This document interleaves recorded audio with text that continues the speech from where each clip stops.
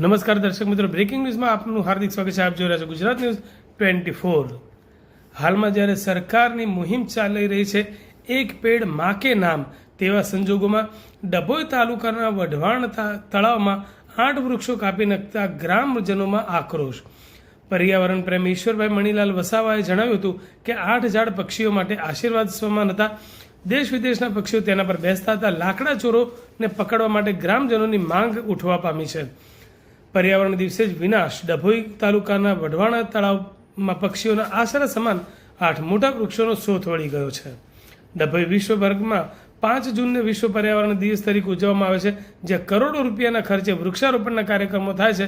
પરંતુ ડભોઈ તાલુકામાં આવેલી પ્રખ્યાત સમયસર સાઇટ વઢવાણા તળાવ ખાતે આ જ દિવસે પર્યાવરણના લીરે લીરા ઉડ્યા હોવાની ચોંકાવનારી ઘટના સામે આવી છે. કેટલાક અસામાજિક તત્વો અથવા લાકડા ચોરો દ્વારા તળાવની મધ્યમાં આવેલા પક્ષીઓના આશ્રય સ્થાન સમાન 8 જેટલા મોટા વૃક્ષો અને જૂના વૃક્ષો કાપી નાખવામાં આવ્યા છે. પક્ષીઓનો હક છીનવાયો છે અને ચોમાસા અને શિયાળામાં સર્જાય કટોકટી તેવી સ્થિતિ ઊભી થઈ છે.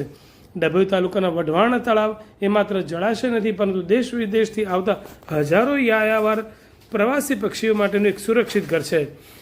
જ્યારે પાણી તળાવથી ભરેલું હોય ત્યારે આ વૃક્ષો માટે બેસવા, આરામ કરવા અને માળો બાંધવા માટે મુખ્ય સહારો બને છે. હવે આ વૃક્ષો કપાઈ જતાં આગામી ચોમાસા અને શિયાળાની ઋતુમાં આવનારા પક્ષીઓ માટે બેસવાની મોટી કટોકટી સર્જાશે.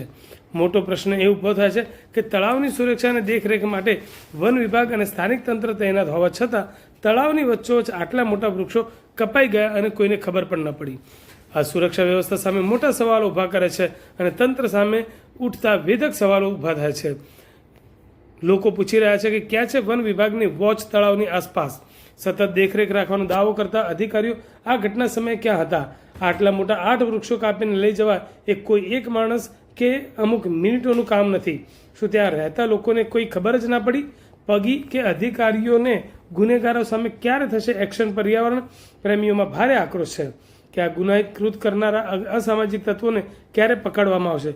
લોક આક્રોશ અને આગામી આશા. એક તરફ સરકાર એક પેડ માં કે નામ અને પર્યાવરણ બચાવના મોટા મોટા ભાષણો આપે છે, ત્યારે વઢવાણા જેવા સંવેદનશીલ પક્ષી અભયારણ્યમાં વૃક્ષોની આવી ક્રૂર કતલ તંત્રની ઘોર બેદરકારી ઉજાગર કરે છે. હવે જોવાનું એ રહેશે કે ઉચ્ચ અધિકારીઓ આ બાબતે ગંભીરતા લઈને કડક તપાસના આદેશ આપશે કે પછી દર વખતની જેમ ફાઇલો બંધ કરીને લાલિયાવાડી ચાલુ રાખવામાં આવશે. પર્યાવરણ પ્રેમીઓ આ મામલે કડકમાં કડક કાર્યવાહીની માંગ કરી રહ્યા છે. જોઈએ એ રીતે અહીંયા સ્થળ પર લગભગ 8 વૃક્ષ કપાયા છે, તો 8, 10, 80 વૃક્ષ 5 વર્ષ સુધી વાઈને એને ઉછેરે એવો દંડ કરવો જોઈએ.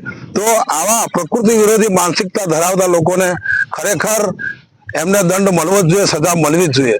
આ પક્ષી સરોવર એટલે પક્ષીઓ માટે ખરું, પશુઓ માટે, બધા માટે આશ્રય સ્થાન છે. અને વૃક્ષો વાવી અને જતન કરવું એ કેટલું કપરું ચઢાણ છે. આજે પ્રકૃતિની અંદર જોવા જઈએ તો કેટલે આપણે ગ્લોબલ વોર્મિંગ ને એના કારણે વાતાવરણ કે ગરમી કે ઉપર નીચે થયા કરે છે, ત્યારે અસહ્ય ગરમીના કારણે પબ્લિક ત્રાહિમામ પોકારી રહી છે. ત્યારે પક્ષીઓનું આ આશ્રય સ્થાન વઢવાણા પક્ષી સરોવર, ત્યાં વૃક્ષો કાપી રહ્યા છે લોકો. અહીંયા આ વૃક્ષો જે કાપ્યા છે એમાં કેટલાક પક્ષીઓના માળા હતા, જે માળાઓ તૈયાર કરીને પક્ષીઓ ઈંડા અને બચ્ચા પણ ત્યાં કર્યા હતા. પરંતુ આ જોયા ભર્યા આગળ જે વૃક્ષો કાપ્યા છે, પક્ષીઓના ઘર છીનવાઈ રહ્યા છે. અને આ વૃક્ષો કપાવવાથી અમારા આજુબાજુના પ્રકૃતિ પ્રેમીઓમાં ઘણી ચિંતાનો વિષય બન્યો છે.